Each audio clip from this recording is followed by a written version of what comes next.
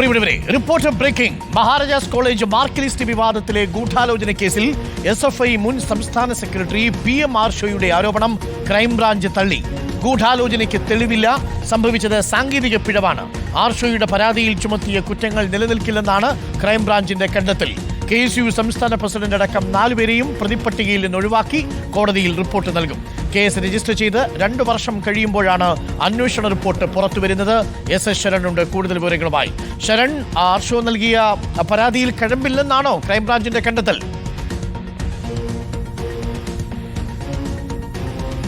അരുൺകുമാർ, തീർച്ചയായിട്ടും PM ആർഷോ നൽകിയ പരാതിയിൽ യാതൊരുവിധ കഴമ്പുമില്ല എന്നുള്ള കണ്ടെത്തലിലേക്കാണ് ക്രൈംബ്രാഞ്ച് എത്തിച്ചേർന്നിരിക്കുന്നത്. നേരത്തെ 2023 ജൂണിലാണ് കേരളത്തിൽ വലിയ കോളക്കമുണ്ടാക്കിയ ഒരു കേസ്, അതായത് മഹാരാജാസ് കോളേജിലെ മാർക്ക് ലിസ്റ്റ് വിവാദം.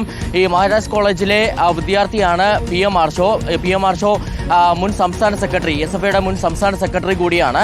അപ്പോൾ അന്ന് എഴുതാത്ത പരീക്ഷ ജയിച്ചുവെന്ന് പറഞ്ഞുകൊണ്ടുള്ള റിസൾട്ടാണ് വന്നിരുന്നത്. അപ്പോൾ മഹാരാജാസ് കോളേജ് അധികൃതർ പറഞ്ഞിരുന്നത് അത് സാങ്കേതിക പിഴവാണ്, NICയുടെ പിഴവാണ് എന്നുള്ളതാണ്. പക്ഷേ PM ആർഷോ ആരോപിച്ചിരുന്നത് ഇതിന് പിന്നിൽ ഗൂഢാലോചന നടന്നിട്ടുണ്ട്. അതായത് മഹാരാജാസ് കോളേജ് അധികൃതരും മാധ്യമങ്ങളൊക്കെ ചേർന്നുള്ള ഒരു ഗൂഢാലോചന തന്നെ നടന്നു എന്നുള്ളതാണ്. ആർഷോ പിന്നീട് DGPക്ക് പരാതി നൽകുന്നു. അതിൻ്റെ അടിസ്ഥാനത്തിലാണ് ജില്ലാ ക്രൈംബ്രാഞ്ച് അന്വേഷണം ഏറ്റെടുക്കുകയും ചെയ്തിരുന്നത്. അന്വേഷണം ആരംഭിച്ച് 2 വർഷം പിന്നിടുമ്പോഴാണ് ഇപ്പോൾ അന്വേഷണ റിപ്പോർട്ട് കോടതിയിൽ സമർപ്പിക്കാൻ ഒരുങ്ങുന്നത്. നേരത്തെ 5 പ്രതികളാണ് ഈ കേസിൽ 5 പ്രതികളാണ് ഉണ്ടായിരുന്നത്.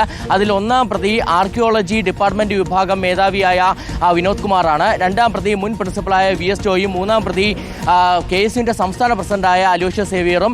5-ാം പ്രതി മാധ്യമപ്രവർത്തകയായ അഖില നന്ദകുമാറായിരുന്നു. ഇതിൽ തെളിവുകളില്ല എന്ന് പറഞ്ഞുകൊണ്ട് നേരത്തെ അഖില നന്ദകുമാറിനെ, അതായത് മാധ്യമപ്രവർത്തകയായ അഖില നന്ദകുമാറിനെ പ്രതിപട്ടികയിൽ നിന്ന് ഒഴിവാക്കിയിരുന്നതാണ്. അതിന് പിന്നാലെ ഇപ്പോൾ കണ്ടെത്തലിലേക്ക് എത്തിയിരിക്കുന്നത് PM ആർഷോ ഉന്നയിച്ച വാദം നിലനിൽക്കില്ല എന്നുള്ളതാണ്. യാതൊരുവിധ ഗൂഢാലോചനയും മാർക്ക് ലിസ്റ്റിന് പിന്നിൽ ഉണ്ടായിട്ടില്ല.